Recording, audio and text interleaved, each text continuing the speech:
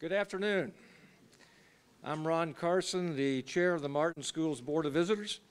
Welcome to today's Ford Lecture, a major University of Kentucky event organized by the faculty and staff of the James W. Martin School of Public Policy and Administration. I'm the ringmaster for today's show, and I get to introduce the acts and the main acts. But before I begin that part, let me give you a little bit of history regarding the Ford Lecture. The Ford Lecture is named for Wendell H. Ford, Governor of the Commonwealth from 1971 to 1974, and a member of the United States Senate from 1971 to 1998. Wendell Ford also served as Lieutenant Governor from 1967 to 1971 and remains the only person in Kentucky's history to be successively elected Lieutenant Governor, Governor, and United States Senator. At the time of his retirement, he was the longest-serving U.S. Senator in Kentucky's history.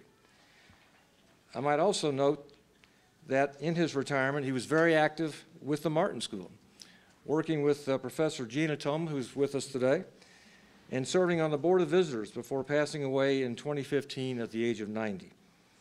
We are especially pleased to have several members of the Ford family with us today. Would you all please stand when I go through the list? His daughter Shirley, her husband Bill Dexter, their daughter Betsy, and his son Steve, and his wife Sarah. Thank you. Today's Ford Lecture is the fourth in a series that began in 2014 with U.S. Senator Alan Simpson, a Republican from Wyoming who served in the United States Senate for 18 years from 1979 to 1997. Over the years, he became a close friend of his Democratic colleague Wendell Ford. Senator Simpson is also remembered as one of the chairpersons of the National Commission on Fiscal Responsibility and Reform. Simpson's lecture in 2014 addressing the Simpson-Bowles Federal Reduction Initiative was entitled The Moment of Truth.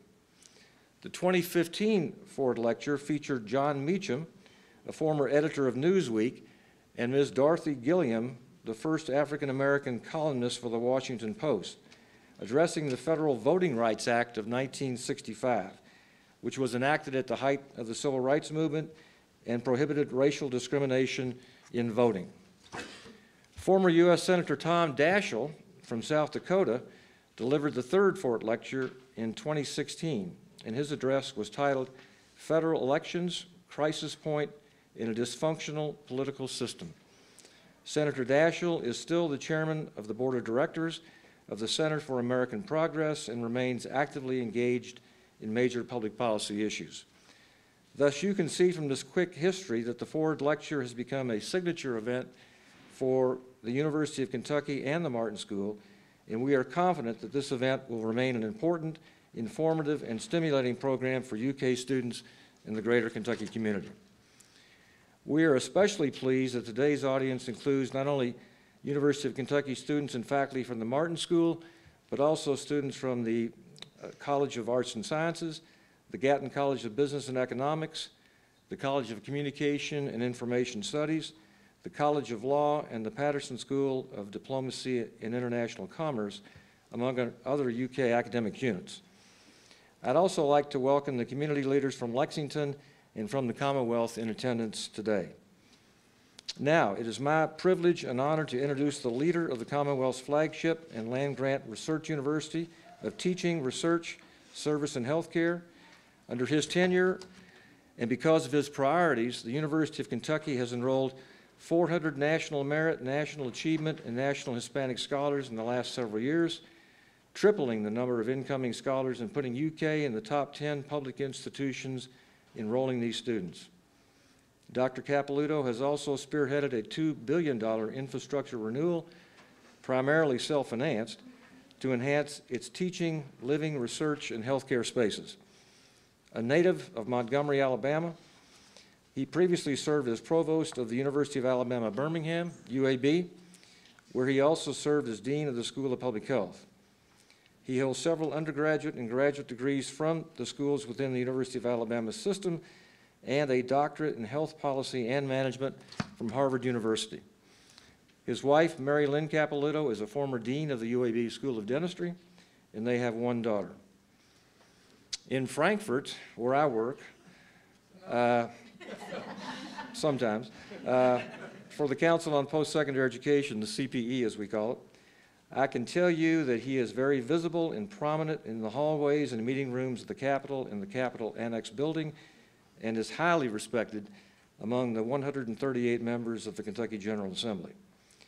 Moreover, CPE President Bob King, my boss, who you will hear from later, and I get to see him in action regularly on the first Wednesday of each month when we hold our monthly meeting of the 9 post-secondary presidents from around the state.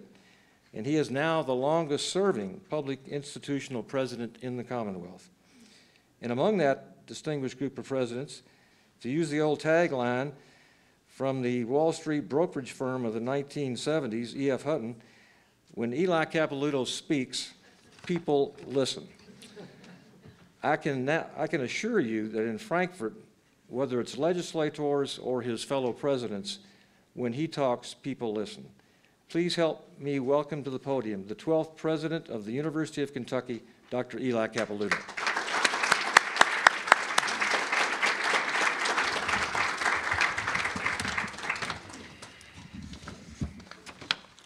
Ron, that's much too generous, too long.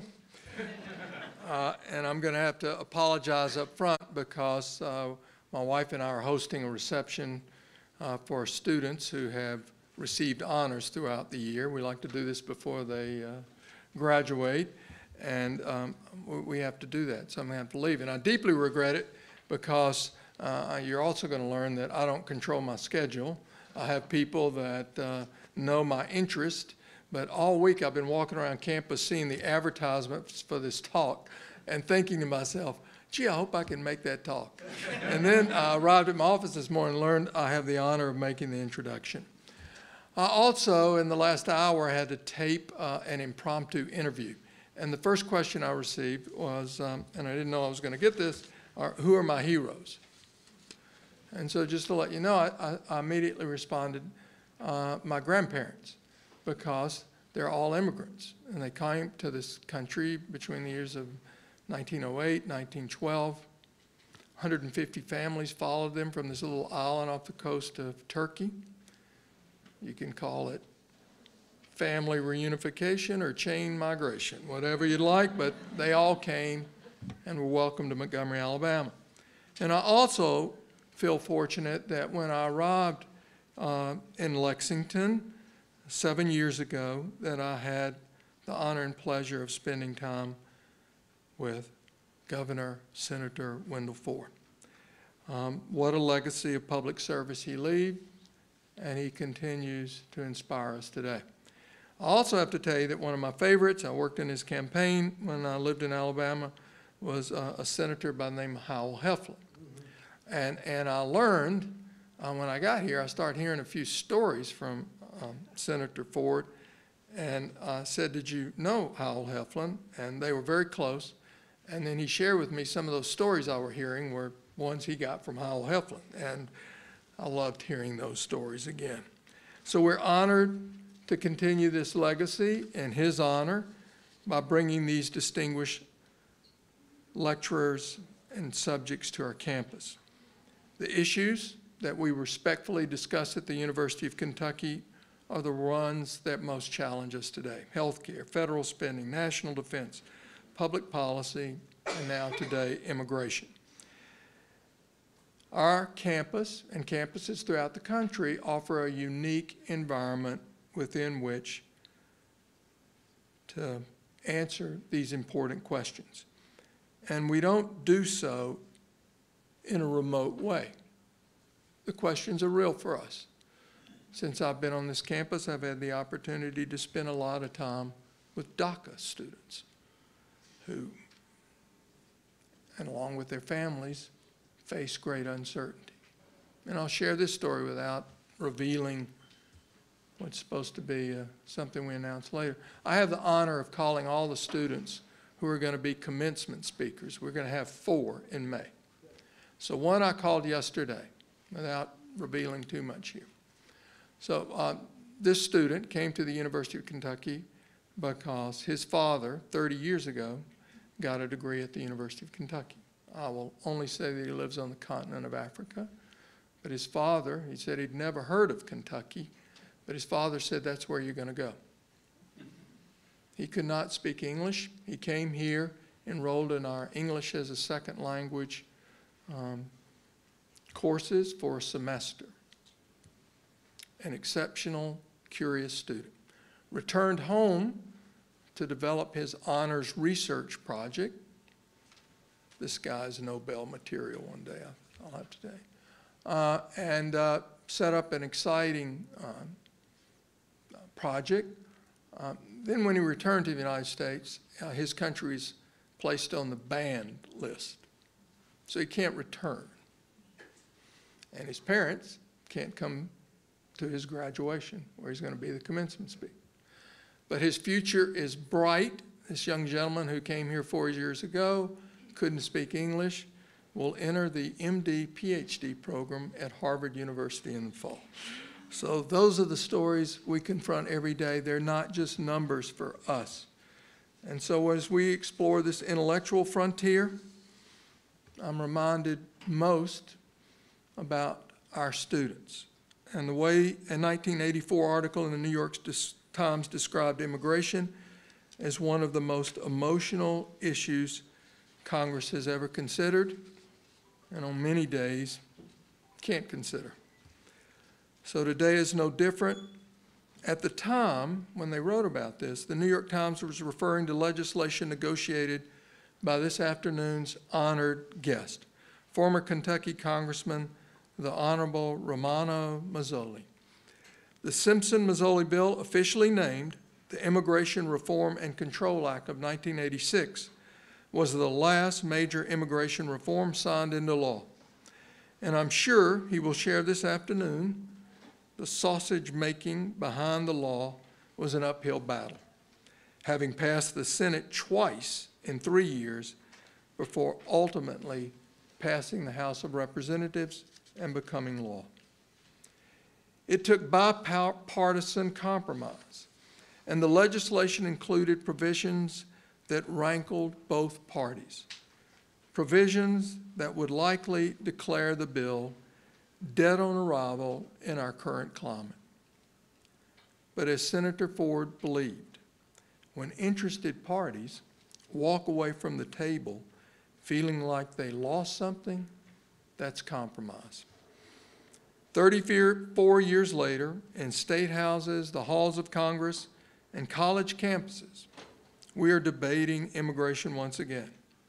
And so it is fitting that the Martin School of Public Policy and Administration invited former Congressman Mazzoli to address us this afternoon. Congressman Mazzoli represented Kentucky's 3rd District from 1971 to 1995. A revered public servant in his district, the federal building in downtown Louisville is named in his honor.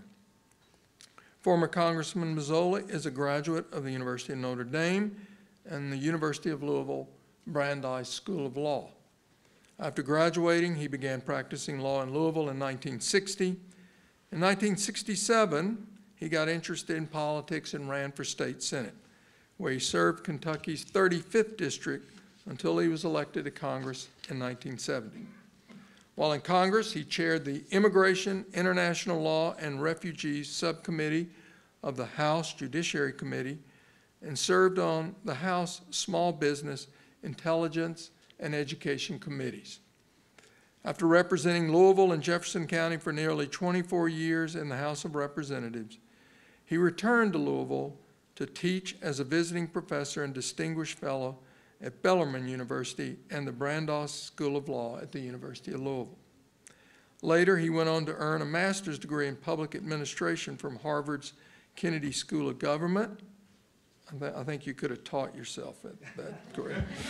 But never ceasing On his commitment to public service, he continued volunteering and supporting civic organizations, including the Board of Overseers for the University of Louisville, Father Maloney's Boys Haven, and the Kentucky Legislative Ethics Commission. In honor of his lifelong public service and leadership, he's been awarded honorary doctorates from the University of Notre Dame, Spalding University, Sullivan University, Centre College, and Bellarmine University. Ladies and gentlemen, please join me in welcoming our distinguished speaker, the Honorable Romano Mazzoli.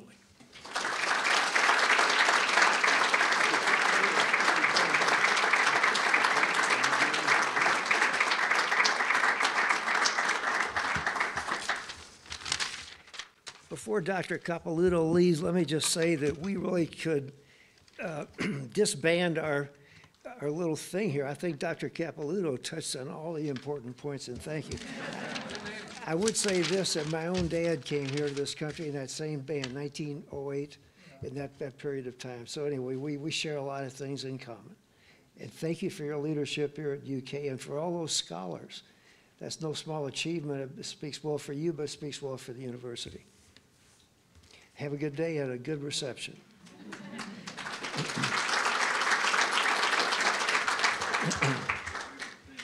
Well, it goes without saying that I'm honored to be here to deliver the Wendell H. Ford lecture here in this place that bears his name and reflects so much of what he was as far as a human being and a public servant.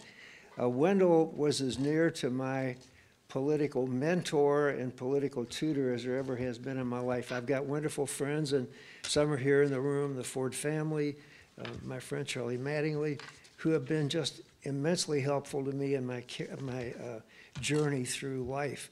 But it was Wendell who, because of his acumen as a politician, but also mostly because of his goodness as a human being, really was my mentor and my I guess you'd say, idol from that standpoint.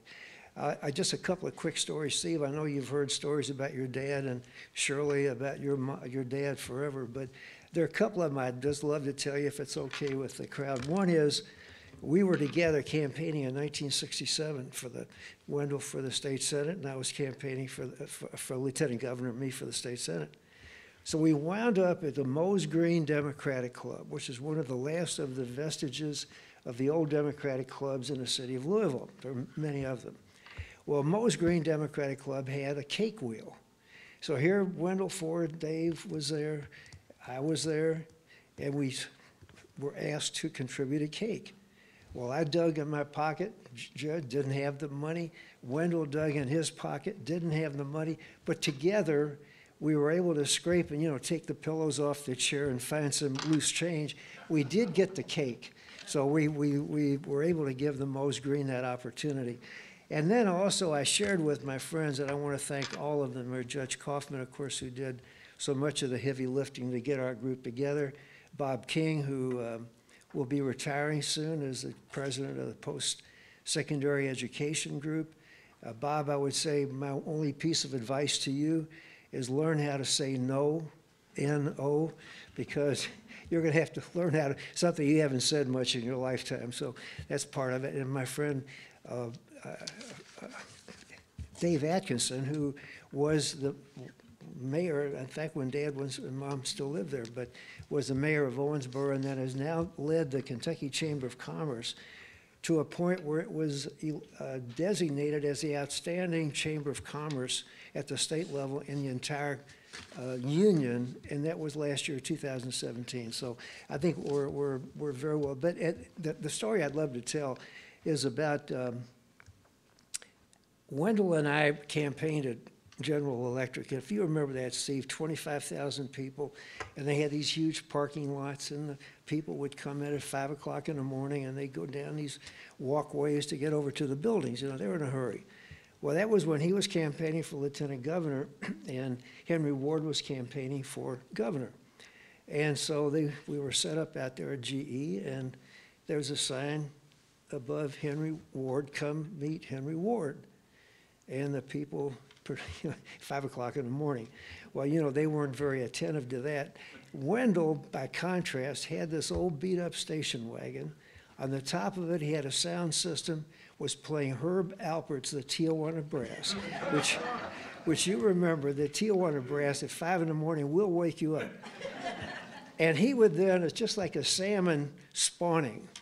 We'd have this river of people coming down from the parking lot to the buildings, and Wendell was swimming upstream, touching everything, everybody, and Bob Sperling, you remember Bob, he was back there quickly handing out cards, you know, as quick as he could get them out of his pocket into the hands of these people. I went out to the front after we were finished, and I noticed that, with respect, Henry Ward was a very talented man, but he was still standing there, and nobody was there. So we go over to have breakfast in Butchell, stop in one of these fast food places, and cars parked, boom, boom, boom. Car doors open, we jump out of the car, and Bill, you remember, Wendell walked in the place. He didn't sit down to eat as Henry Ward did. He went, shook hands with everybody in the restaurant, went back into the kitchen, shook hands with all the kitchen help, and then Wendell sat down. So I said to myself, I'm seeing something develop here about how you win, and how you win by being a people person, which is exactly what Wendell was, and I admire him and remember him, and please convey good wishes to your mom. She along with my late wife Helen were great friends, and also they were great helps to their spouses. But again, I want to thank Judge Kaufman, the university, Dr. Capilouto for taking time out, Dr. King, Dave Atkinson, Dr. Zimmer. Mike Ruling is somewhere in there. He is, Mike. Mike and Charlie Mattingly were the two that sort of put the finishing touches on this event today. And also, while Harris Miller is not here, he was a person who did a lot of work in this immigration field. I'd like to sort of confine my remarks as briefly as I can do to three aspects. One is the history of the Simpson-Mazzoli bill, which, as Dr. Capilouto said, is the 1986 Immigration Reform and Control Act, and to talk about its goals met and the goals that are unmet, and then talk about the future for immigration legislation. I have to confess, talking about the future in immigration is like trying to nail Jell-O to the wall. It's a moving scene to the point you can't really get a grasp of it. But the first thing I always get asked is, how did two guys, one from Wyoming, a big tall cowboy, a literal cowboy, and a guy from Louisville who lived on a farm 50 feet by 150 feet wide. No farm, obviously, just a little lot. Well, how did these two guys get together on immigration? Well, let me mention for Al's part, very colorful. He was a Boy Scout in Cody, Wyoming. And if you remember, one of the sad chapters of American immigration history was the internment of the Japanese Americans at Nisei, who were sent from the two coasts into the interior in order to, who knows what, whatever Roosevelt's reason was. I guess it was fear of that we were fighting a war. Anyway, the long and short of it, they were sent to internment camps, one of which, or several of which, were in Wyoming. And so here's Alan Simpson, was a member of the Boy Scouts, and he was on one side of the fence, and on the other side were the Boy Scouts, Japanese-American Boy Scouts, who were interned. And Al could never quite understand how it is that he was on one side of the fence, but Boy Scouts of the same caliber, the same interest, were on the other side. So he always attributes his interest in immigration, when it later came to pass that he was elected to Congress and then to the Senate, and to take charge of the chair. Well, he was always interested. So that's when, if you were to ask Al Simpson, that's why he got involved with this immigration effort. For my part, and I mentioned to Dr. Capilouto on the way out that my own father came here to this country from Italy in 1911. He was, 1914. He was an 11-year-old boy, unable to speak English, never knew America, didn't know Kentucky, never heard of it. And he and his dad came, and as it happened, his father passed away soon thereafter. But my dad stayed on, worked hard, learned to be acculturated to American ideals and hard work. He was a very hardworking man. And so anyway, he was able to give me the inside picture about immigration. I lived what we call now today the American dream. Saw how people can come here without anything but make something. So that's one aspect of why I got involved with immigration, through my own father. Then Father Theodore Hesburgh, who wound up his term at that time in 1981 as chair of the Jimmy Carter's formed Immigration Control and Immigration Reform Committee and Commission. And so anyway, it was Father Hesburgh, who I knew when I was at Notre Dame. He said, it's a very important issue. I'd like you to stay involved. Even though politically, immigration is a tough issue. It could have been an easy one for me to take one of the crime committees that became open to me through the seniority system. But anyway, Father Ted was encouraging that. And then there was the election of Ronald Reagan, who took the Senate with him. So had been a Democratic Senate. It became a Republican Senate, and Senator Simpson is a Republican. So the things that got me involved were, once again, the experience I had with my dad and my mother, who was born in Cleveland, but her people came here from Italy, and the seniority system, which gave me an opportunity to claim one of the subcommittees, and then finally Ronald Reagan, which put Al Simpson in a chair, and I really got along very well with Al. It can be asked, why did Jimmy Carter put that Commission on Immigration Reform together at all? Why was it? Well, there's a lot of reasons. America has always been conflicted about immigration and probably always will be. Dr. Capilouto addressed that issue.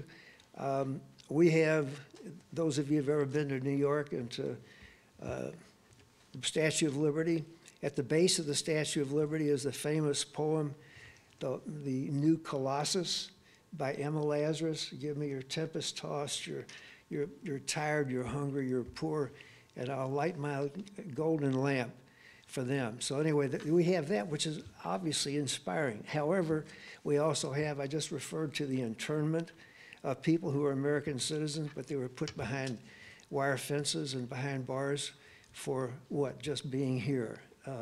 So anyway, we've always had some conflict about how we handle immigration, and in 1980, when Jimmy Carter, 78 actually, when he put this commission together, we had a lot of people here in America without legal papers. The Vietnamese, we had the Mariel, some of you read about the Mariel boat lift from Cuba. We had people who had been coming into country from different places. And so there were a lot of people here without proper paper.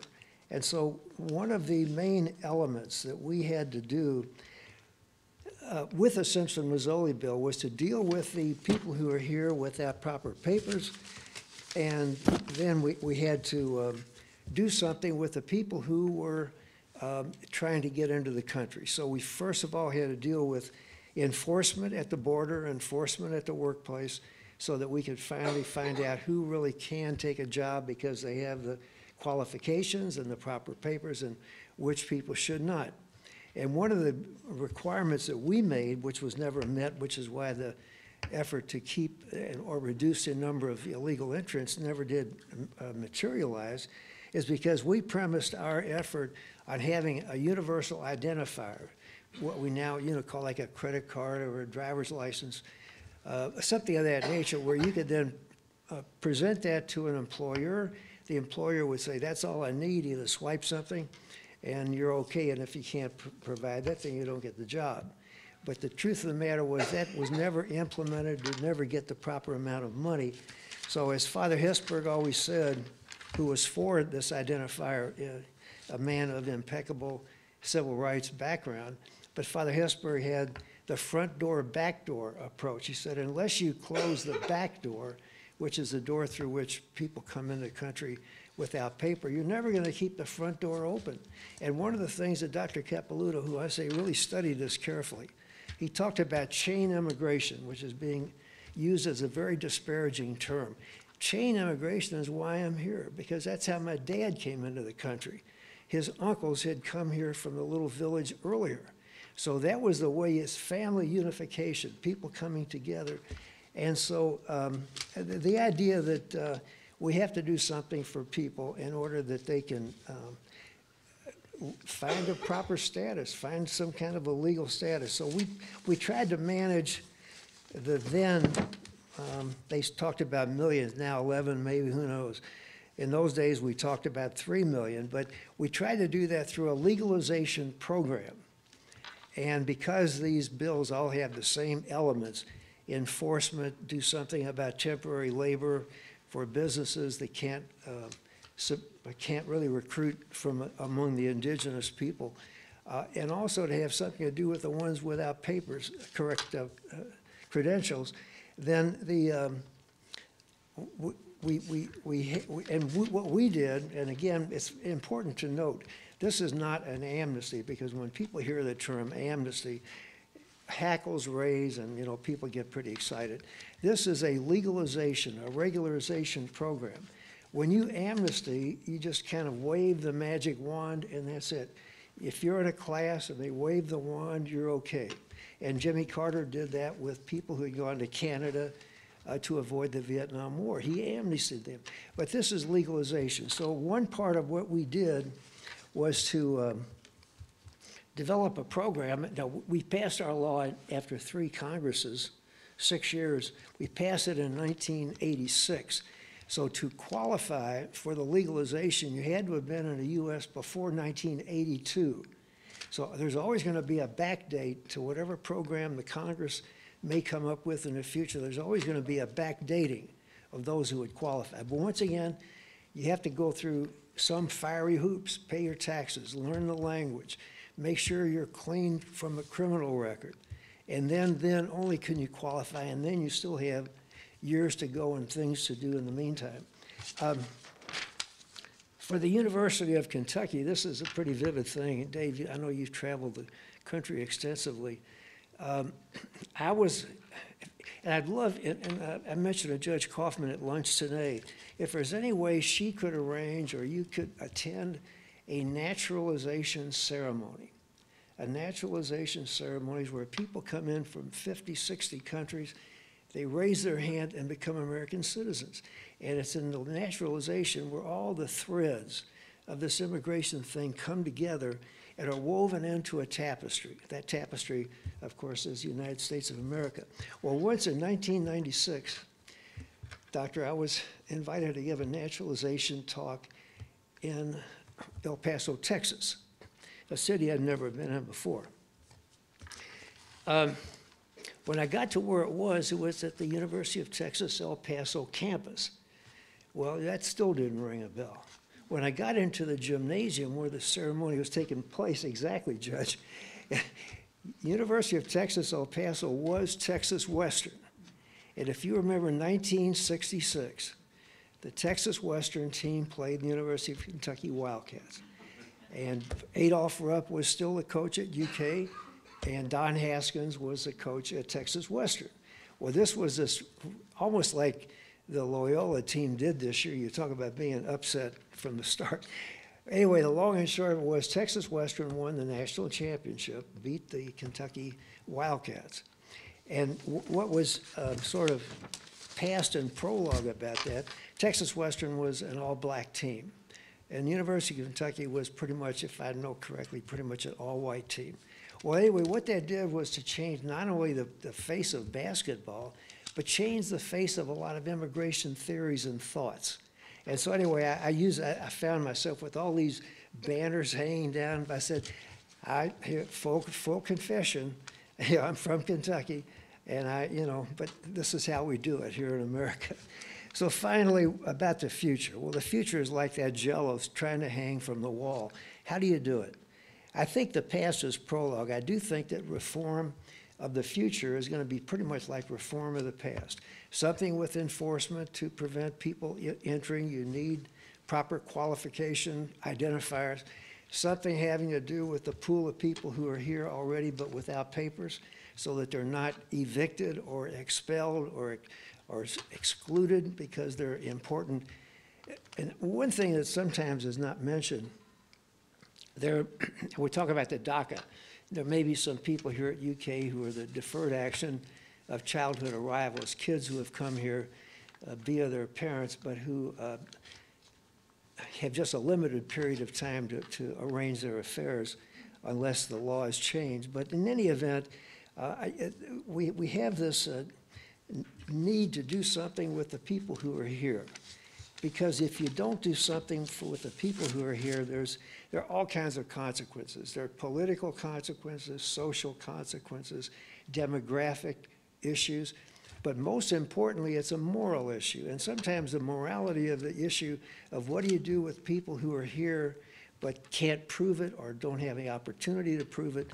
And so we have to do something to help them. So if I were to look to the future from my part, I would say that there ought to be some kind of a pathway to citizenship for the DACA and for the larger group of dreamers, as they're called. I think there needs to be something done with the idea of some enforcement. I don't think the wall is the entire answer. It may be a part of the answer, and it may not be a physical wall. It may be a virtual wall. But one way or the other, something, again, dealing with trying to stanch the flow of people who are here are trying to come in without proper papers. But if you take advantage of the opportunity, these are people, and you look around, the Jews, the Italians, the Greeks, the Eastern Europeans, the people who came from parts of Europe that were frowned upon back in the teens and 20s when Dr. Capilouto's people came. If you look at that and you take a look at them today, the Vietnamese, the people from Somalia, the people from Africa, well, Somalia, but from the people from Cuba, they've all been successful. So I have no doubt that if we do something to help the status of the people who are here, along with some of the other things that need to be done, that we will have a stronger and better country as a result. Thank you very much.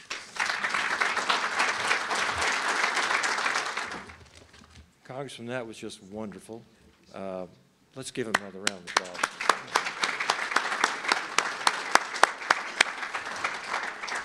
And by the way, as a young guy growing up in Kentucky, the story you told about UK and Texas Western in 1966, I can vividly remember that, and every young guy in Kentucky back in those days wanted to be Pat Riley. Let me carry on with the rest of the program here. Let me spend a moment before I introduce Judge Kaufman to address the membership of the Martin School Board of Visitors. Among my colleagues are two current members of Congress, Representative Andy Barr from Kentucky's 6th District and Representative Hal Rogers from Kentucky's 5th District, the current mayor of Lexington, Jim Gray, a former governor of Kentucky, Martha Lane Collins, a former lieutenant governor of Kentucky, Crit Llewellyn, a former secretary of state of Kentucky, Trey Grayson, a former mayor of Lexington, Jim Newberry, the current CEO of the Kentucky Chamber, Dave Atkinson, one of today's responders, the former CEO of the Council of State Governments, I saw him walk in, Dan Sprague, the former chair of the Republican National Committee, Mike Duncan, who's here with us, my predecessor as chair of the Martin School Board of Visitors, who is also a former state budget director, who served as interim president of the Council on Post-Secondary Education, Brad Cowgill, and the moderator for today's event, Judge Jennifer Kaufman. Another key member of the board is Mike Ruling. I say Mike for last because Mike was the longtime key staffer for Governor Ford in Frankfort and Senator Ford in Washington. And Mike was instrumental in arranging today's session with his good friend, Congressman Mazzoli. Thank you, Mike, for your work on this event. And will all the members of the Board of Visitors please stand so we can thank you for your service.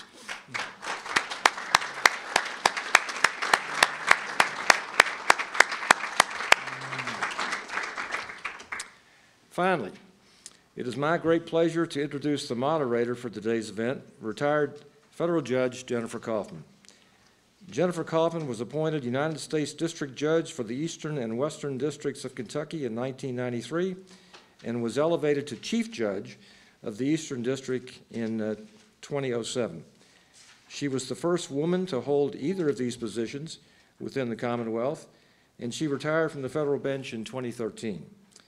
Prior Prior to her judicial appointment, Judge Kaufman was a trial lawyer whose practice focused on the areas of education, employment, and constitutional law. She was also an adjunct instructor in legal writing at UK's College of Law and chaired the 1992 Kentucky Bar Association Convention. Judge Kaufman holds 3 degrees from UK, a BA in English, a MS in Library Science, and a JD from the College of Law, where she wrote for the Kentucky Law Journal and argued on UK's National Moot Court team. Judge Kaufman holds many honors, including being a member of the inaugural class of the College of Law Alumni Hall of Fame, being named Outstanding Alumnus by the College of Communication and Information Studies, and being an inductee into the University of Kentucky Hall of Distinguished Alumni. Judge Kaufman is married to Dr. Wes Kaufman, a retired dentist who is now an assistant professor at the UK College of Dentistry. They have 2 children, a son who lives in Washington, D.C., and a daughter who lives in Oakland, California. On a personal note, I understand that as an undergraduate, Judge Kaufman's husband was a very good basketball player for the University of Tennessee Vols in Knoxville. And also, as a UK undergraduate student, Judge Kaufman was a UK cheerleader. Please help me welcome to the podium our moderator for today's event, retired federal judge Jennifer Kaufman. Thank you very much, Ron, quite generous. I do want to say, first of all, before I introduce my fellow panelists, a couple of words of gratitude. One is to Senator Ford, who one day began a conversation with me.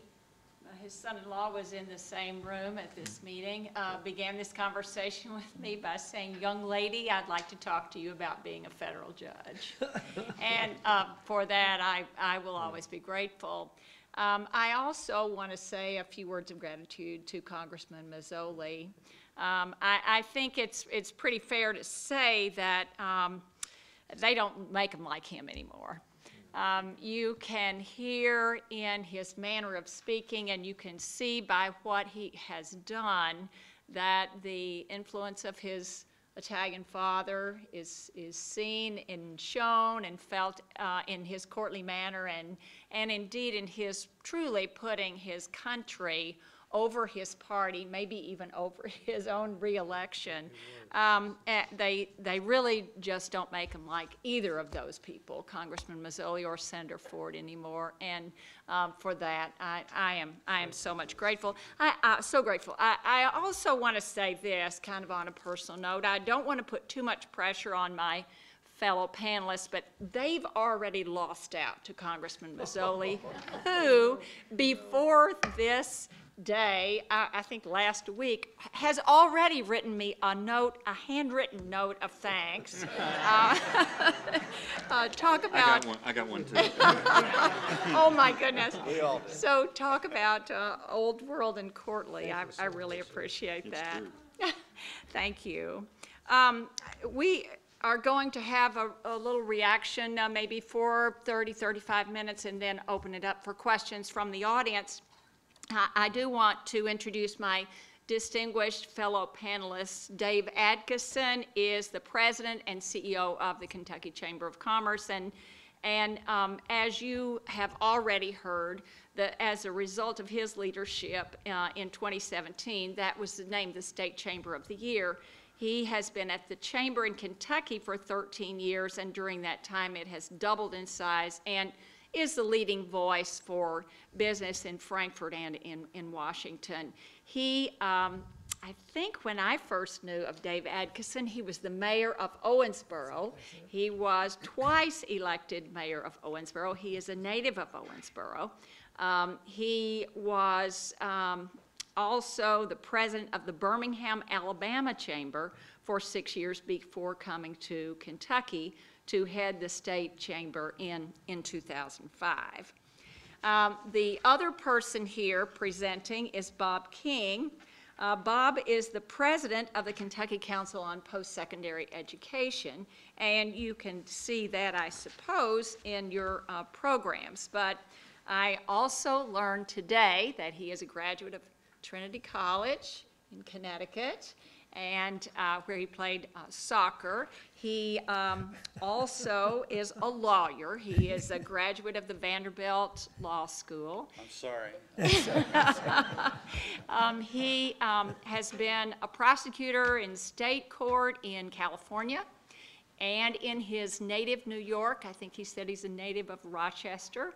He has also, as a special prosecutor, has litigated some complicated federal cases. And he has 4 grown children. Mm-hmm. He also plays organized baseball. Both in Louisville and on a national level. He goes to, I think it's Arizona once a year, where he plays age group baseball. And in his age group, there are 28 teams. So he plays first base, and so he is certainly not a one-dimensional person. Let's welcome these 2 people, and then we'll start a question.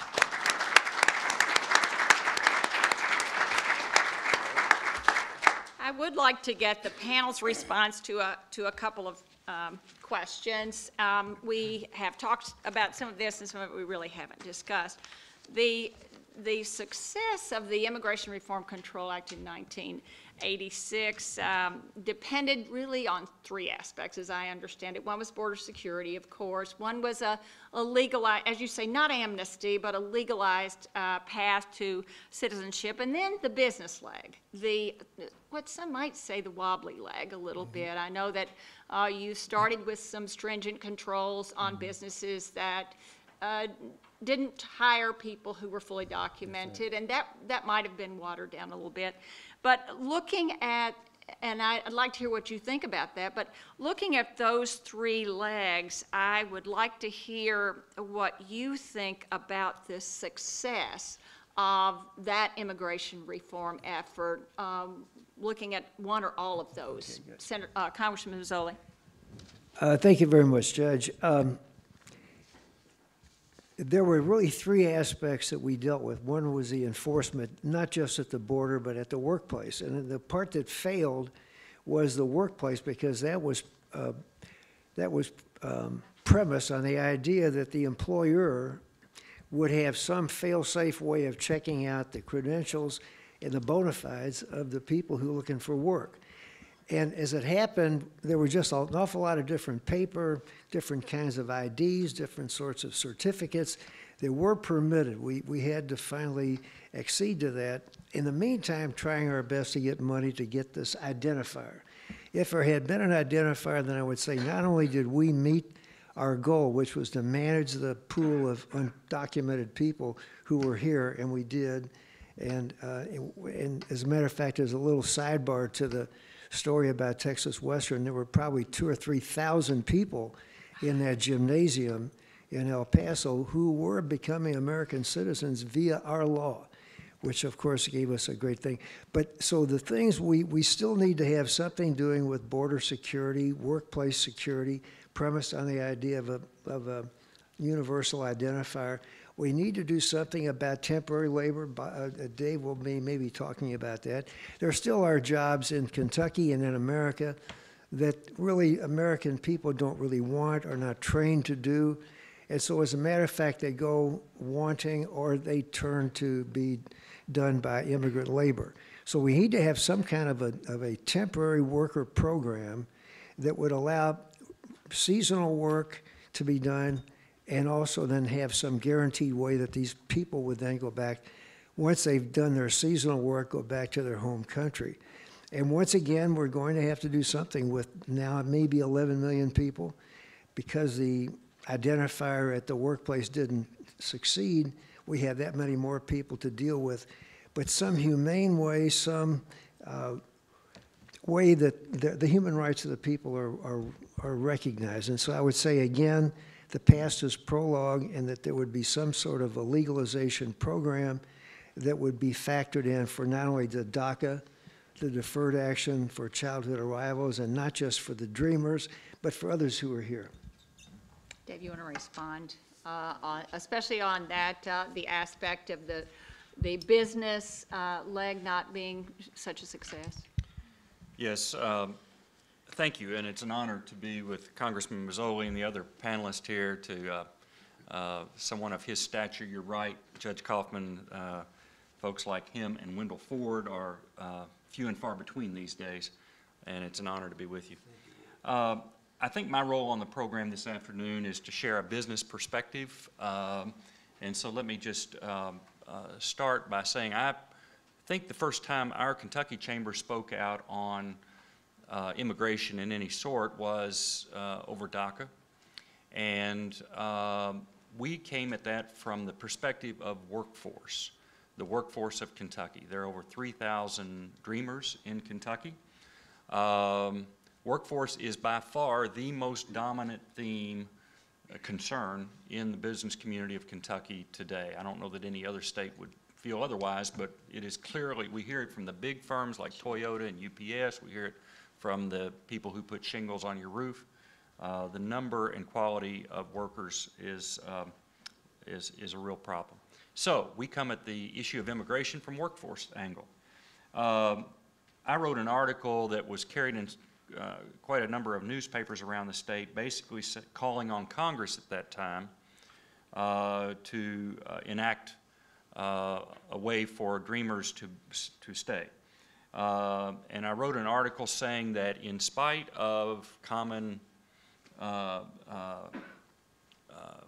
preconceptions, that they're not just living off of the American government. As a matter of fact, 90.5% of all DACA dreamers of working age are gainfully employed and paying taxes. Eli Capilouto, the president of the university, had just spoken out with an article that went around the newspaper too about how important they are to the life of our universities, and some of you in this room can identify with that very closely. We also pointed out that if DACA were terminated or not implemented, then there would be a loss of almost $500 billion of the gross domestic product of this nation, GNP, gross national product. So that's why we're concerned about it. Would now be the time to show a few slides here? Sure. Okay. Let me just show a few slides to you. Do I do the machine, or you've got that? Good. And this will just make a point. My central point, I think, on this panel is that we cannot have the economic growth that we want as a state or a nation without immigration. We simply can't get to that 3% you hear a lot about. President Trump, Congress, everybody wants to get to 3% above what we've experienced. Oh, thank you. And we can't get there without immigration. Let me show you a few slides that I have taken directly from the website of the Pew Research Center. First, this is just a straight line projection of population of the U.S. from 1965 to 2065, all right, 100 years, all right? And it's a straight line. It's a hypothetical in that sense, so we gain that much. From 65 to 2015, a 50-year span, which we've already experienced, 72 million of the population growth was due to immigration. You can see immigration was a huge part of our population growth. All right. Next slide. This is projected from 15 to 65, going forward almost 50 years. 103 million difference if we stay on the straight path, okay? Now this is, I threw this one in because I just thought it was really interesting. This is the percentage of subpopulations of U.S. foreign-born population from 65 to 65, 100 years. And notice how Asians will be the largest by that time, which I don't know how many of us would have guessed that coming into this discussion. Hispanics peaked actually in 2005 at 48% of those. Contrary, I think that's almost counterintuitive also, and will reduce down to 31%. Blacks at 7, 8, 9, stay at 9, and then whites that were 80% back in 65 will be only 20% of the incoming population. I thought that was fascinating projection. Now, we hear a lot about millennials and they're going to take over the world and all that. Anybody in here care about that? Okay. Every manager of every business in the country is thinking, how do we manage millennials and all that? Well, they've already taken over. That's the punchline of this slide. 2015, they exceeded baby boomers. And this orange line here is a very sad line. That's where baby boomers will find their restful repose. All right. Bob and I, that's all right. We're going to be in rocking chairs within a couple years, and then worse than that. So anyhow, millennials will be the largest part of the, well, they already are, largest part of the workforce. We stood up in our conference room the other day. We had a little exercise after a staff lunch, 30 of us. Millennials are already the largest part. And I didn't know that until they did this exercise, and we stood around the room. I was at the end of the line, on the other end. Immigrants and their U.S.-born children expected to drive growth in the working age population. So you can see that by 2015, which we've already experienced, immigrants, the darker orange line, and U.S.-born with immigrant parents, dreamers, the gold line above that, gaining, and then the U.S.-born immigrant with immigrant parents will start to grow as a population, whereas immigrants will grow only slightly. This chart is the statistical behind that chart right there.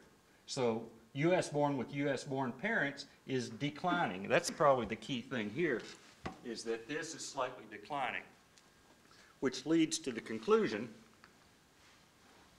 without future immigrants, working age population in the U.S. would decrease by 2035. So we're not producing babies in this country of native-born Americans enough to fuel the workforce of the future. So. Yeah, let me ask you a question, just a follow-up question, Dave. Business, obviously, and this is your point really, business has a huge interest in good immigration policies. Immigration drives the workforce in a certain way. If that's the case, and if, as Congressman Mazzoli said, the business side of things might have been a little weak before, shouldn't it be up to businesses to take the lead here? You know, we're seeing people attempt to take the lead in Congress, but I'm not seeing too many people willing to put the broader interest of the country at the forefront and take a bipartisan approach, as Senator Simpson and Congressman Mazzoli did. And so can business step to the forefront and be the leader? Is that possible? Well, I think there's a role for business to play, one as an advocate, and the U.S. Chamber on the national level and the state chamber. By the way, we're separate from each other, but on things like immigration, typically we see the world the same way because we represent businesses together. So in terms of advocacy, yes, I think you would find that the U.S. Chamber and in our state, we support comprehensive immigration reform.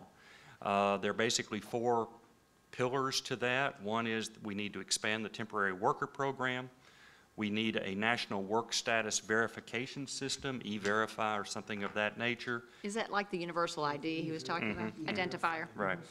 Improved border security and a tough but fair process to allow currently illegal immigrants to gain legal status. So on the spectrum of left to right, in terms of the political spectrum, I think you would characterize the chamber as being very much more in the center, wanting to be pragmatic. Business people at the end of the day are pragmatic. They need workers, especially they need talented workers, like in the high-tech industry, et cetera.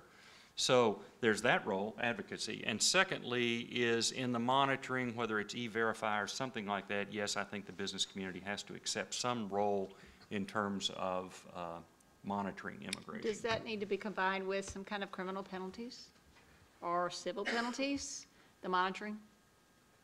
I'm not prepared to judge on that. I would think, yeah, you're going to need some kind of sanctions, right? That's right. But I'd be lost in the fine print of that. Bob, I want to ask you about this. You have experience that I really didn't even talk about, and that is in New York, you were a prosecutor, but you also were the budget director for the governor, as I recall, and you were involved in at least a couple of administrative positions with the State Universities of New York system. And does any of that give you some notion of where the leadership should come from on immigration? Well, first, thank you for inviting me, and Congressman Mazzoli, it's just been a joy to get to meet you, and it turns out we have some common acquaintances, some of his former colleagues who I knew from my days in New York, and to the Ford family. What a wonderful legacy for your dad and grandpa. Ron Carson has been keeping me abreast of the Martin School and constantly, and has been a great resource for me and frankly for all of higher education. He is a treasure that this state doesn't fully understand, but it has been a joy to work with Ron and to learn from him so much about the history of Kentucky. You know, I think higher education has historically, certainly in the last probably 50 to 100 years,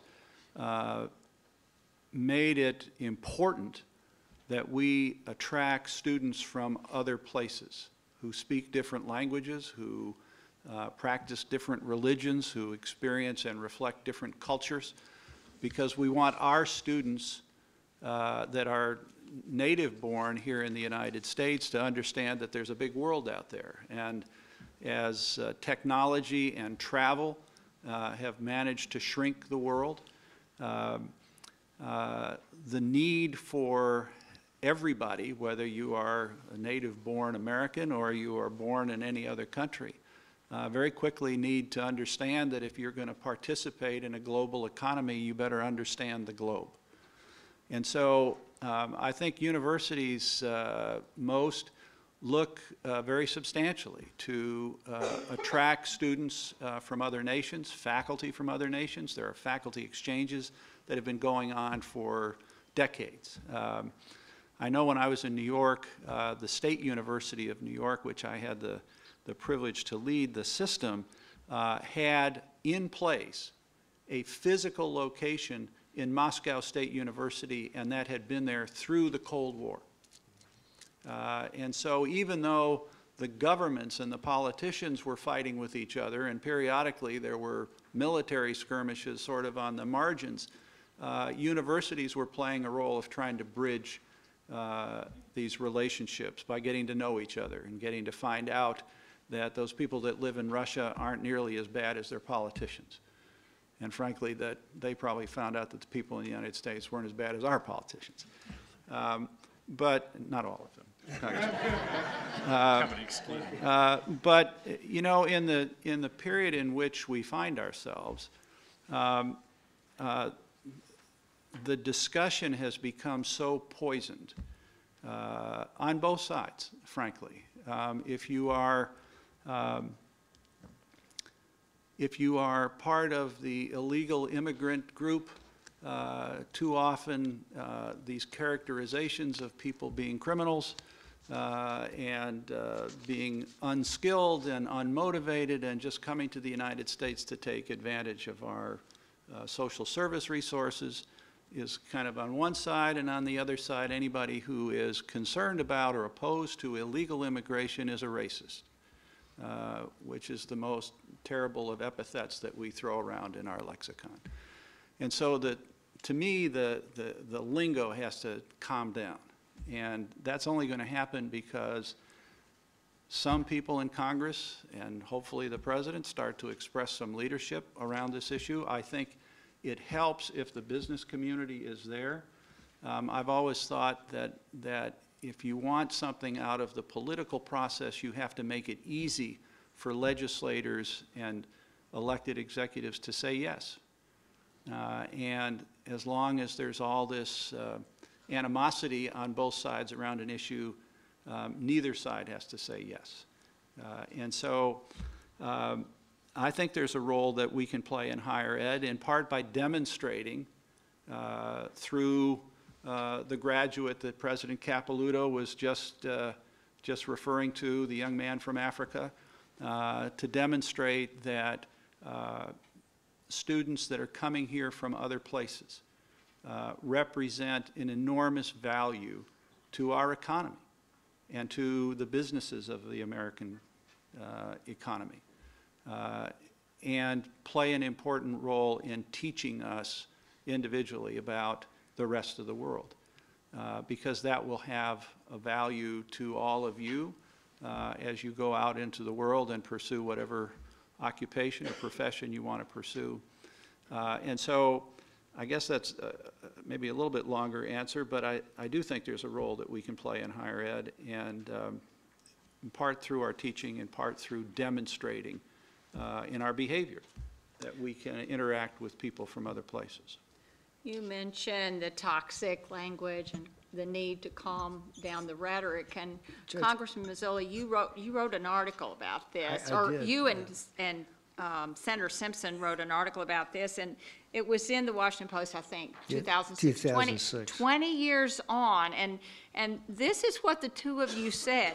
Senator Simpson said, every time one of us starts talking about more effective immigration control, somebody else throws up the Statue of Liberty, how we're a nation of immigrants and all that. The debate takes on tinges of racism, as Bob King just said, and emotion. And you were quoted, Congressman, as saying, since my race for re-election in 1981, it's been used against me every time. Yeah. Quote, why am I wasting time on immigration instead of helping Louisville? People ask me. What do you do about that? You really have done your research. Yeah.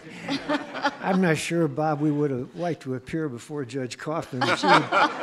She would ask those questions. I would have been prepared. Let me tell you. Very much so. Well, let me mention a couple of quick things. One is, I do believe that the rhetoric has gotten heated and poisonous and toxic, and it has to be reduced. How do you do that? Well, you need, as Dr. King said when we had our phone conversation some time ago, we need political leadership, people that, like Wendell, when he was in life and when he was in the Senate. You need political leadership, people who are willing to take the hit if it means that in order to get a job done. Now, how do you get that political leadership to stand up there and move forward? Well, part of it, I'm just not sure I can answer, but part of it, I think I can. I think that Dave put his finger on it when he went through these slides, and that is that if you look at the individual immigrants who are here without papers, I don't like to use that term illegal because they're really only technically here in an illegal status, but they're not really criminals. But in any event, if you look at those people as a pool, 3 million, 5 million, 10 million, 11 million, take your pick, who's going to stand up and say, I'm not here with papers? So there's no real way to define the number, but if you take an individual within that category, not a million at a time, but 10 people at a time, or 5 people at a time. And Dave mentioned roofing. Take roofers, or take drywall hangers, or take tile setters like my dad was. And you say, no, that's not what I'm talking about. He's a good guy. I know he lives there. He goes to church where I go to church. He buys groceries and we say hello. He cuts the grass for me as a help. That's not what I'm talking about. Well, that is what you're talking about, because the bulk of the people in that big pool are exactly those kinds of people. So I think to get to what Dr. King had mentioned in our phone conversation, how do you get the public support to go along with the political leadership? Well, political leadership is pretty hard to exactly put your finger on and how to develop it. I'd like to think there are some courageous people who would be willing to stand up, but they need to have popular support, and that popular support only can come if we separate the immigration question from the larger pool to the smaller pool, the people that we know and we know are good people. If there's some way to do that, then I think we can develop that popular support. Well, now I understand that you and Father Hesburgh and maybe President Reagan had a dog and pony show you took on the road to gin up some public support. Is that right? Is that doable now, or are there other good ways to get public support? Well, I hope it's doable now. But, you mentioned 3 people, 2 of them, Father Hesburgh and Al, who are good friends and very affable people, personable people, very smart. and very adroit when it came to politics, but they were very good people to work with. So taking the show on the road in those days was easier than it is today, maybe. But I would say that if you've ever seen Al on television, he's 6'8" tall. He's got that Ichabod Crane look. You know, he sort of bends over at the top, and the glasses are perched at the end of his nose. You've probably seen that, Bob. Anyway, and I'm certainly not 6'8", far from it. And while I do use glasses, they don't perch on my nose. But anyway, what we did was to, and using Al's colorful cowboy, Will Rogers-ish language, we went back to back. You know how the Cowboys entered the saloon? Back to back. So, you know, the current term is I've got your back. Well, that's what we did. We would go into these towns and we would set up shop, and we go into the local saloons, or we go into the local schools, or we by invitation or not by invitation, and we go in and we do our spiel, which was, we're here to try to do something about curtailing illegal entry, making sure only people with the proper papers get our jobs, and also to do something for a great group of people who have done a lot for America. And so we made that pitch, Judge, we made that pitch. And I think part of the reason I remember vividly being on the floor when that bill came around, there were guys that would come up to me, members, and say, oh, Ron, I just can't do it. I just can't do it. I said, please, just give us a vote and we'll get you a good work product after we have our conference. So I think it's a matter of having that affability and that believability that we had, Al and I, and of course Father Hesburgh to an estimable degree had, was something that's going to have to either come from out of the wings, you know, just like they pull the curtain back and people come on the stage. But that's what we need. We need that kind of political leadership, but we also need popular support. You know, right now there's a group that's endorsing candidates from both parties. It's called With Honor, and I think it's focusing on veterans. But one of their themes is country over party. And I just kept thinking about that as you were talking, and the people who are being endorsed, I think, are being asked to sign a pledge that they will meet regularly, and I think there's a prescribed number of times a month, meet regularly with someone from the other party and agree to co-sponsor things. Is, from the congressional perspective, getting leadership there, is that a possible answer? I think that's very much a possible answer, and it reminds me of the fact that when I was in Congress, across the river, across the Ohio River, was Lee Hamilton's district. Right. And Lee was a very, very talented, wonderful man who has done wonderful work after his congressional career. He's had one of the most polished and successful post-congressional careers of anyone I've known. But in any event, I think it's very possible if we can get a couple of things done. One, the members of Congress in the older days used to get to know one another as human beings, not as Democrats, not as Republicans, not as these, what are some of the terms for the, like blue dog or yellow dog, but they were men and women, and we knew them. And Lee Hamilton and I used to go down to the gym on a Saturday when it was permissible to have the children with us, and Mike would come down, and Doug Hamilton would come down with his dad, and we'd play a little game of basketball. And we got to know one another, and we got to, you know, say, well, you know, so if Lee is for something, which it happens that we were for the most part for things together, but if we weren't, I'm not going to take it out on him. I know him as a good guy. I know him as a dad. I know him as a father. I know him as a very accomplished athlete, just like Bob King is. But in any event, I knew him in a very different light than simply looking at D and R, or looking at mega city and little towns, or rural and city and urban. So if that can be done, Judge, I think that would be, along with these various groups that are pointing, get to know the other people personally. Get to know them not as entities and not as factors and not as demographics, but as people. And that would solve, I think, a lot of our problem. If it can be done, I'd love to see that happen. I think it would be effective. You want to add anything about what higher education can do, or business, on this nonpartisan bipartisan approach? Well, I was going to kind of supplement what Congressman Mazzoli was saying about these personal relationships. I served for 5 years in the New York State legislature, and we had an annual softball game. And it would be the equivalent of the House here. We call it the Assembly in New York against the state Senate. And so we'd go and practice with our fellow assemblymen, and it was Republicans and Democrats. And at one point, we would go out afterwards and have beer and hamburgers and stuff, and this one very tough New York City-based assemblyman from the other party looked at me and he said, "King," he said, "this isn't good." He says, "Not good." I said, "Tony, what's the matter?" He said, "I'm starting to like you."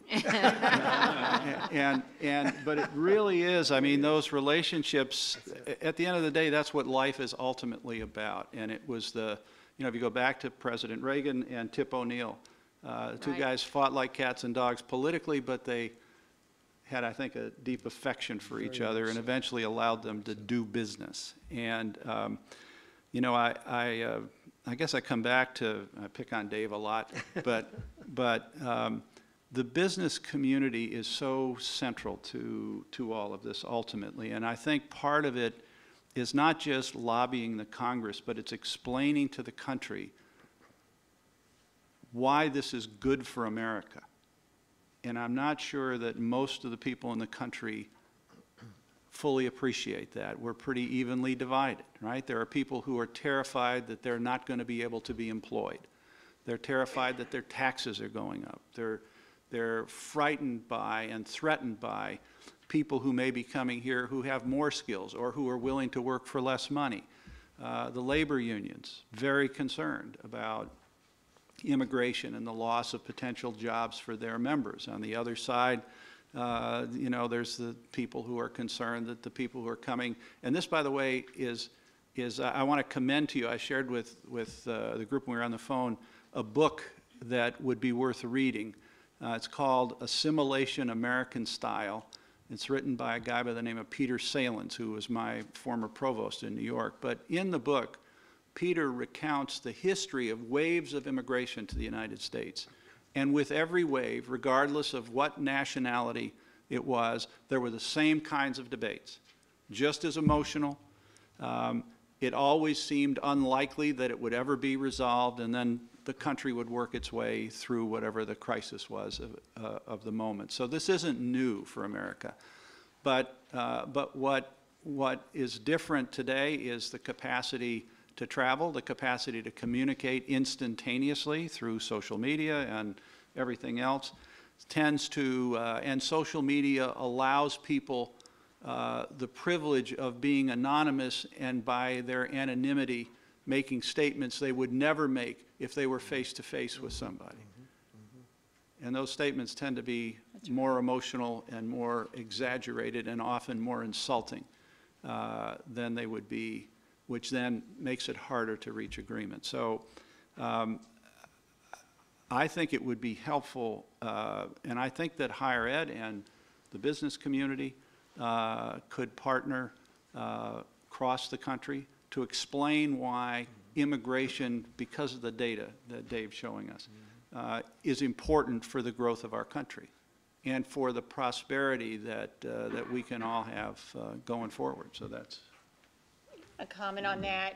Dave, Here, it Dave. seems to me that putting a face on things does remove the vitriolic element a lot of times, and the business communities may be able to do that. You want to comment on what he said? I think that's right, and I think telling stories is usually more compelling than showing slides of statistics. I'll bring stories next time. But no, for the, you know, the president of Toyota to go to a legislator or a congressman in Kentucky, I mean, that's kind of like the good housekeeping seal of approval, and if they're saying we need this to be enacted, it says something. Or if UPS tells a congressman from Louisville, we can't staff our Christmas workforce without this, that means something. Usually Democrats and Republicans will respond to that kind of a message. So hopefully in this context, the business community can provide some voice of reason. Bob's absolutely right, it's polarized.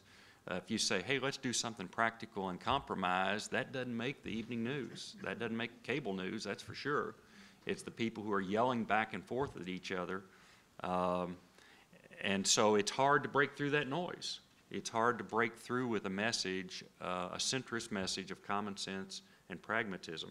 But yes, I accept that the business community has a role to play, and I think by telling personal stories to elected officials that we can't get where you want us to go if we don't have this in place might be the compelling message. Yeah. Not to put you on the spot, but yeah. Let me add something, though, because I think it's more than that. Going to a legislator and on behalf of Toyota or General Electric or Ford or whoever it is, UPS, and having this conversation is important and helpful, but I used to say politicians aren't good at much, but they're good at counting. Yeah. Right? They count letters and they count today, you know, tweets and, you know, all the stuff in social media. I think that we have to do more than just express our opinion to a legislator. Again, it goes back to you've got to be able to make it easy for them to say yes, which means that you've got to get public opinion. And public opinion is going to be moved if we can educate the public about why this is either good or bad for America.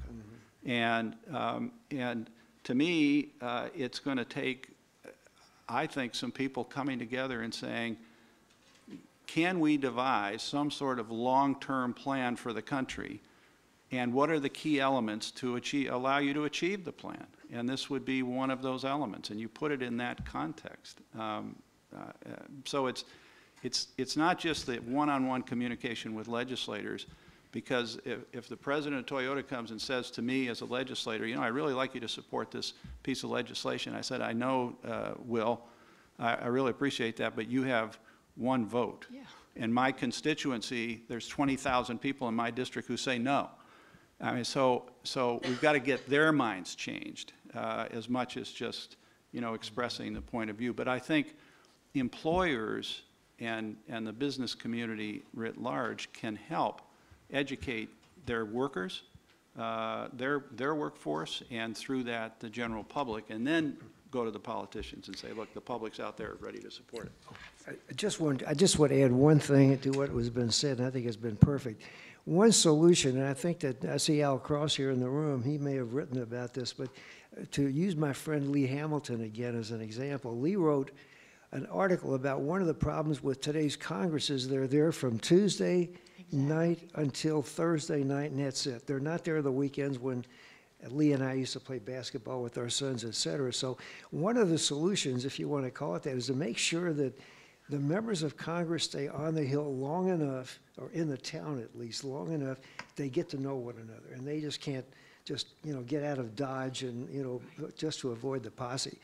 And I think that if something like that were done, and then I'd say, in my day, and not again to take away the presidents of any companies or the chairman or CEO, when we talked about J.T. Whitlock, who represented the Kentucky broadcasters so ably.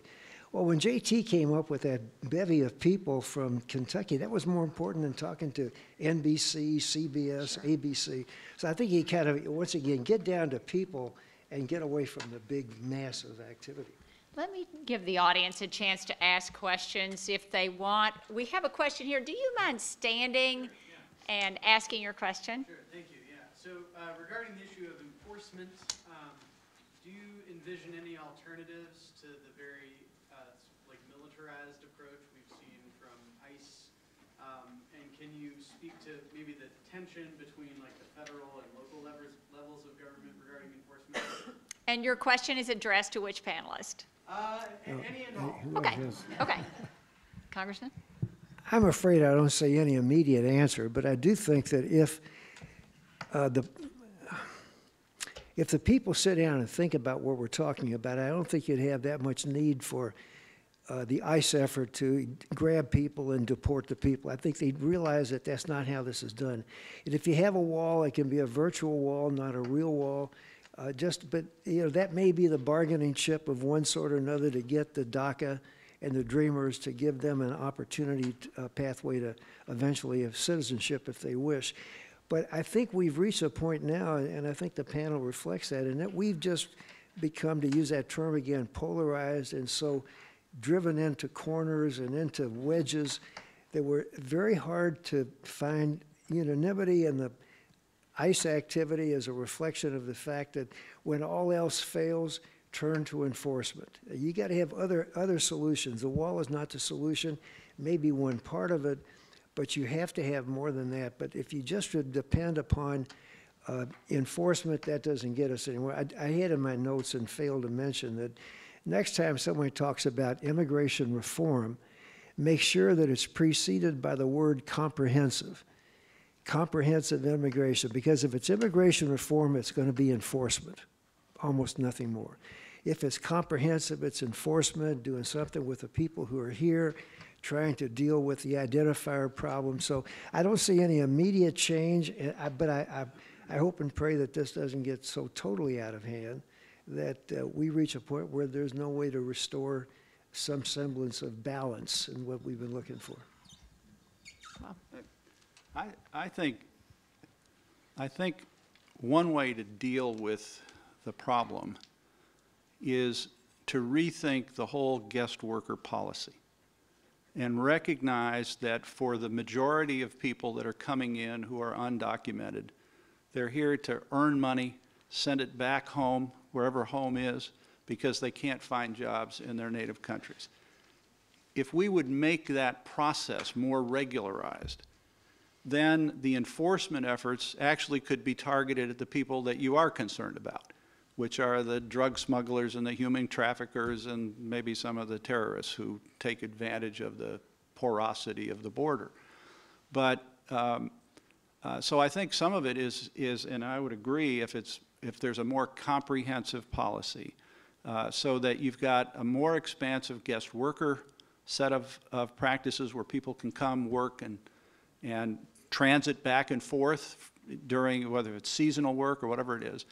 And then for people who want to become citizens, have a more rational policy and practice for earning citizenship in the country. And that may take some of the pressure off of the public sentiment around, big walls and military and all that stuff. There is history on this seasonal worker business. There you are. In the 50s, for example, it was not unusual for people, not called immigrants, called migrants, to come in, to cross the borders, to come in, to work for the season, and then go back. So there is a history of that sort of live and let live approach. The second thing I would say is that both of these, the President Obama and President Trump, have been criticized for enforcing, your question is about enforcement, for enforcing the parts of the law, the immigration laws they like, and ignoring the parts they don't like. And until there's a groundswell of voters, they do know how to count. Until there's a groundswell of voters against that, it's just going to continue. Yeah. Other questions? Brad? I can assure you I'm not an expert. Do you mind standing up so they can hear you in the back? You can just hear. But I am interested in your response to this. One or both, a couple of you have said a wall is not the entire answer. I'm not here to debate that point. But I find it frustrating whenever we're on this subject that our country does not seem to maintain a separation between what for me are two very different issues. One is border security, and being a lawyer I see that as a law enforcement issue, and immigration policy. And I guess, like Dave, I see that as a labor economics issue. That's the sort of things that students here at the Martin School can study and figure out. And it seems to me that we would be doing ourselves a favor if we could see those separately. I suspect there are some people who don't really like border security very much because they think the policy is too restrictive and they don't see the opportunity to change it. But it does look to me as if by some magic wand, the southern border of this country were all of a sudden to be 100% secure, so that the country could then focus on the labor economics issue, we could solve that. Because I don't think that's that tough. And when you look at Dave's graph that shows population projections into the future, frankly, I don't know anybody who advocates eliminating immigration. Nobody does. We could debate how many and from where and all that kind of stuff, but that's not that complicated an issue. It's the insecurity, it's the sense of violation that seems to create such an emotional test to this thing. And so, yeah, I mean, it's nice to be able to say what we need are great leaders and we need bipartisanship. I'm not disputing that either. But as a matter of strategy, I'd be interested to know if you agree. I would look for some sort of a separation of those two issues. I didn't mention it, I should have, because when you talk about immigration, you've got to talk about separating illegal from legal.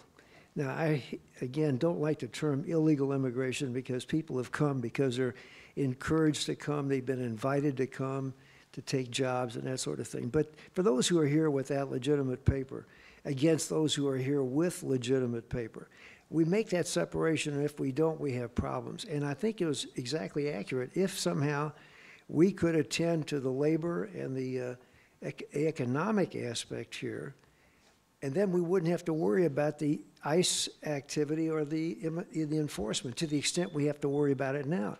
Because the reason that people are trying to come in, and the president has one idea about walls and this and that, it's because people are able to come in, or 40% of the people here, it's estimated, have come in legally but have overstayed visas. But in any event, if you could get to the labor and the economic issues, and then I think that the enforcement issue would sort of follow in tow. I think it would be pretty well abated in that category. And I would just offer one thing. Of course, Dave knows this better than I do, but if you talk about Kentucky and you talk about the labor and the economic, I call them the 5 H's: horses, horse raising, horse breeding, housing. You're talking about horticulture, talking about health care, talking about hospitality industry. All of those businesses really, really could not survive if there were an exodus of these people. So I think if we talk about the labor and the economics of it first, we need these people, and if we can separate the 1 or 2 from the big pool of people, and so they don't get scared, I think we can go a long way in solving the problem of the border. We do need a border. I've never been for an open border. I don't think it's feasible or even worthwhile. But on the other hand, if we're just going to depend upon a wall, virtual or actual wall, drones or sensors or whatever you want to call it, it's not going to solve it. You got to solve the underlying problem, which Dave and the chamber is certainly trying to do. I think a lot of what we're talking about in this political phenomenon in the country is more than just a political phenomenon. It's more than cable television barking back and forth. I think it's very culturally embedded, and at the root of it are some basic economics, and that is that there are a gazillion people out there who will do all of our jobs for a fraction of what we're willing to do it for. And so it drives wages down in manufacturing, it drives wages down for police officers and teachers and everybody else in our country, because that international global pressure on wages is driving that down. I don't know that that's going to change in our life, in my lifetime. And that creates, and this was debated a lot during the last presidential election, there's a resentment out there. If you live in a house and you can't repair it, and you lost your job, and people are calling you at night about your credit cards, and you feel besieged by the reality of economics at this time, and you see somebody, an immigrant, drive by in a nice car, or has the job down at the plant, there's a resentment. There's a resentment. It's not rational. They don't study the statistics or anything about economic growth and immigration. There's a cultural resentment, and one thing maybe I would have a different perspective, Brad, than you did. I think there are people who would want to stop immigration if they could flip the switch today. There are people who would say, put them on a bus and ship them back. Mm-hmm. And that's a fairly significant number out there. And how do you, and they're not in a university conference room looking at slides or talking to congressmen. They're just feeling something. So we have to work past that, I think, and try to get the message out there that this makes a win-win for all of us. And how we get that message across, of course, is the big challenge. You know, these are such complex issues. In fact, one of my original questions that I thought up was to say, is this not a solvable problem? And we could keep talking about this forever, but as a practical matter, some of the students have already begun to leave, and if you have, if you need to leave as in your student, please feel free to go ahead. We are going to stop there. We've gone over just a bit. I hope you don't mind that. But if you have burning questions for any person on the panel, if you would, feel free to come up afterward. I would wish you would give them a round of applause.